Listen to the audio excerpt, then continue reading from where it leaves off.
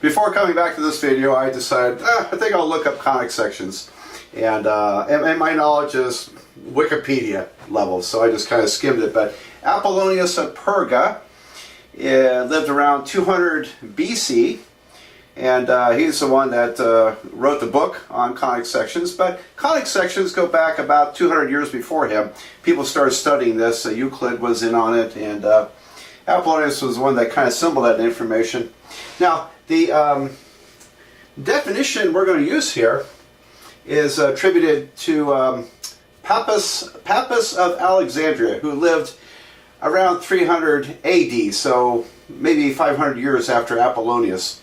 And Pappus of Alexandria, I'm thinking, well, gosh, was he a relative of the guy that runs Pappus Greek restaurant down in Clearwater, Florida? I don't know. Anyway, so here's the definition we're going to use. A parabola is a collection of all points, and by the way, that's called the locus. Locus of points means collection of all points, equidistant from a point, which we'll call the focus, and a line. I should have line here, directrix in parentheses, but the directrix is the line. So here we go. If I have a point, that's my focus, and the directrix, which I'm going to use a dotted line for the directrix. But anyway, here's the directrix. And so now right between the focus and the directrix, if you go straight in between, right in the middle, we'll call that the vertex of the parabola. So the vertex naturally occurs right there. But it turns out if I go to here and over here, okay, here's my parabola. If you take any point here on the parabola, it is equidistant from the focus point and the directrix. And so, this is D also. Now it doesn't look quite equal, well, pretty close in my diagram. Anyway, that's the idea. So, given a point and a line, locate all the points equidistant from the point and the line, the focus and the directrix. And that creates the parabolic shape, which I'm sure you're probably familiar with by now, having gone through quite a bit of algebra. Okay, so I'm going to erase all this and come up with a XY plane diagram, and we'll work out the equation of a parabola by using the idea of focus and directrix. Here's my diagram I want to use, and it's not a perfect diagram. If it was perfect, then this distance and this distance would look exactly the same. So let's humor me and say, well, okay, this distance and this distance are equal because it's a parabola. So I haven't drawn this perfectly, but here's the focus, the vertex. I'm going to put it to origin to make this calculation kind of simple. And the focus point is here, and the focal length is P. Let's call that P. And so P is not the focus, it's just the distance from the vertex to the focus, but it's also the distance from the vertex to the directrix line, because the vertex is equidistant. All right, great. So let's put all this together and see if we can come up with the equation of a parabola.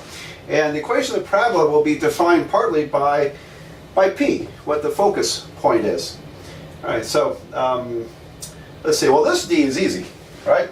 Because here's my point xy. So I'm letting xy be a generic point along this parabola. So wherever it is, the distance from the point to the directrix would be what? Think about that in a minute.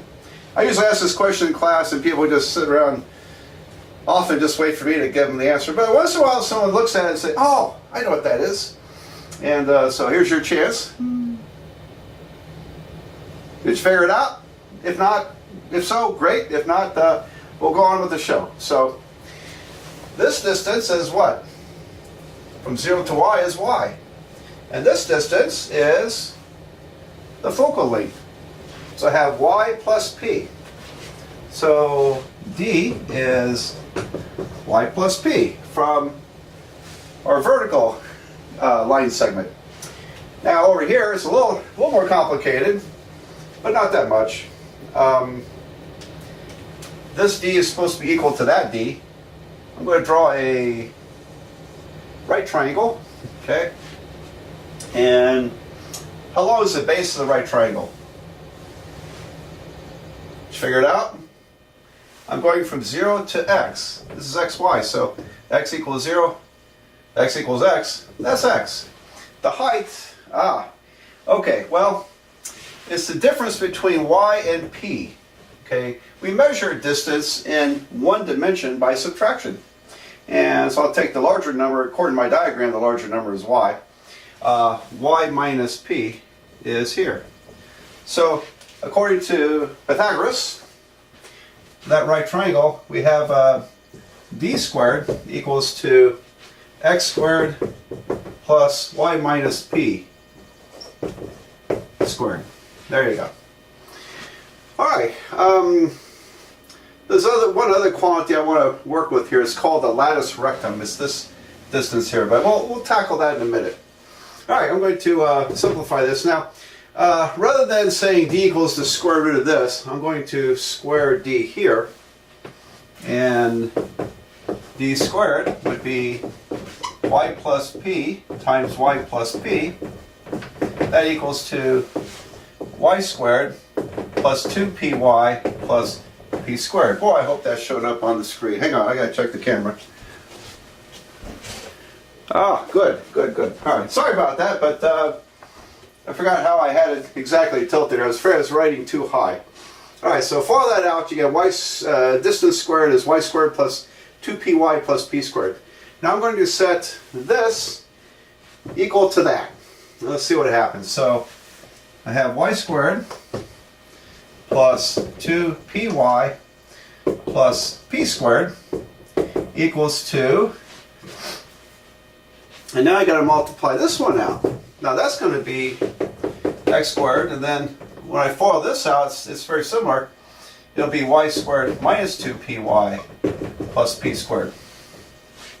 So this is going to be, once we FOIL it out, x squared plus y squared minus 2py plus p squared. Got all that down? Okay, it's good to see all this. So I want to reread this because I'm a little sloppy here. X squared plus y squared minus 2 times p times y plus p squared. Now then, we have a p squared on both sides. Those cancel. I have y squared on both sides. Those cancel by subtraction. And if I bring, if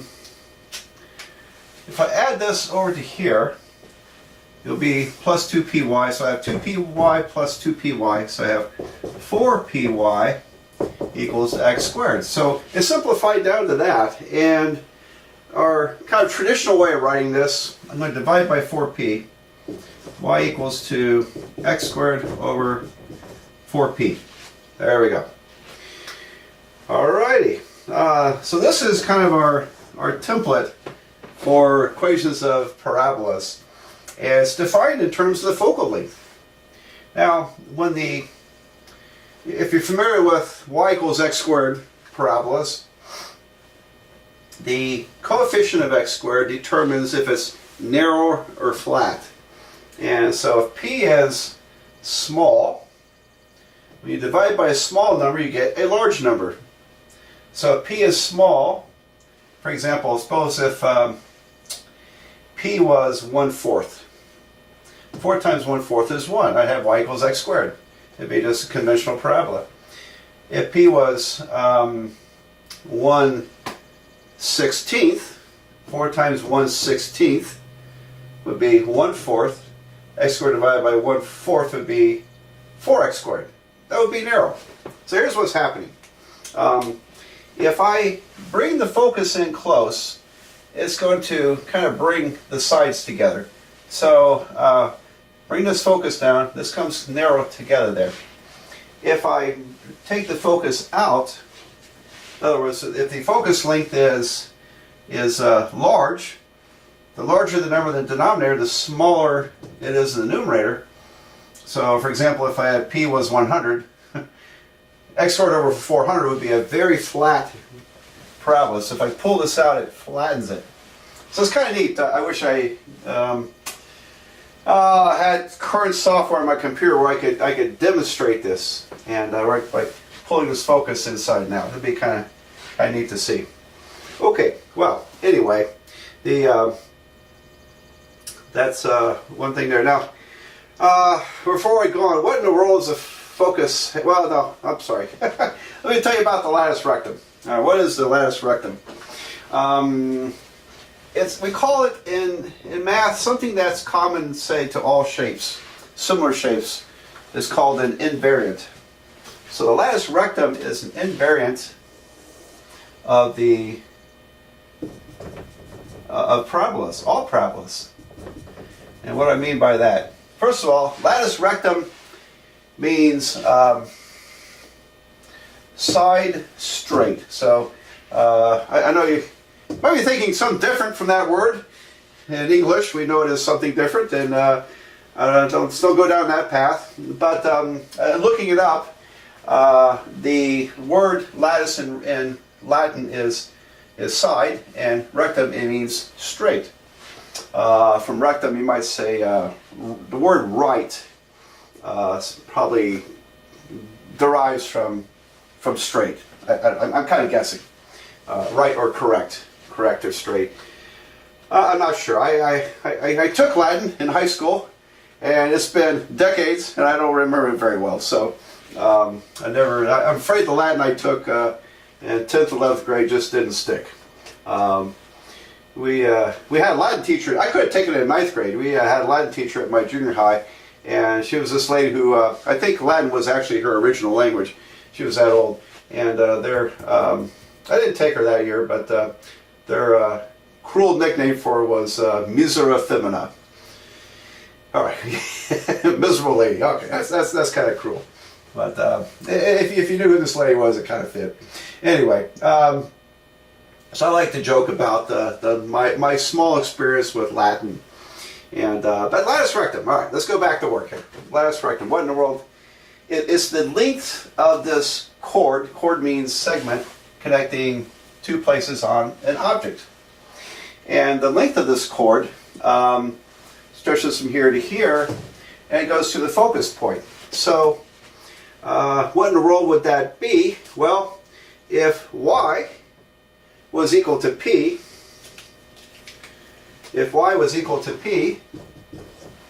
then p would equal to x squared over 4p, which means x squared, multiply here, is 4p squared, and x, solved by taking the square root of both sides, you get plus or minus 2p. So this is 2p, and then here's minus 2p.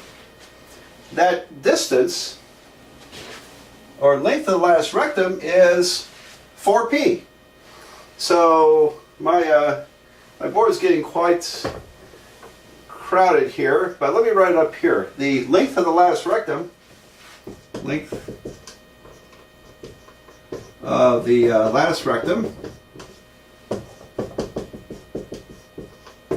is, I'm thinking in German, the word right is pronounced recht, and so it probably comes from Latin, and right as in correct, but also at some point right became going to the right. So I'm not sure how that happened. But anyway, length of the latus rectum is 4 times p.